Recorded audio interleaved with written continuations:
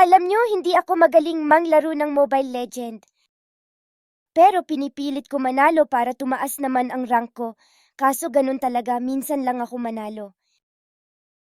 Minsan nga, nasabi ko sa sarili ko, ang bobo ko talaga manglaro. Alam nyo sa larong ito, napilitan ako ma-pick ng mage dahil walang nang pick na iba. Di ko pa naman kabisado, mang mage kaya ng farsa, nalamga ko dahil total, may skin naman ako, bahala na. Dahil di ko alam mang farsa kinawawa ni Valer ay Estevele ang hero ko. Pero ang di niya alam revamp ngayon si Farsa. Kaya kahit di ka marunong masyado matama mo lang ang skill mo, tiyak na malaki na ang damage na maibibigay mo. Ang akala niya ay mapapatay niya ako dahil naka-flame shot siya.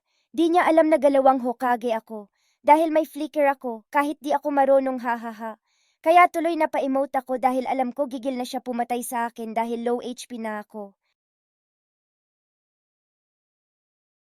Kaya dahil napatay ko siya ng gank na lang ako sa bottom lane. Dahil akala ko magdadive si Edith yun pala. Hindi kaya ayun, tigok ang lola nyo.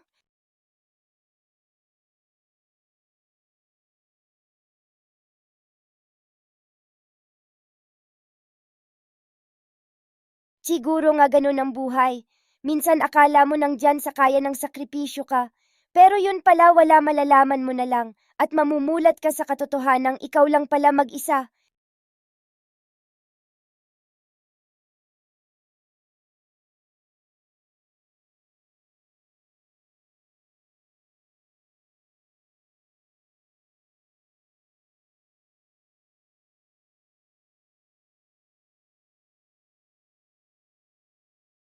Akala ko walang nakaabang sa bush yun pala.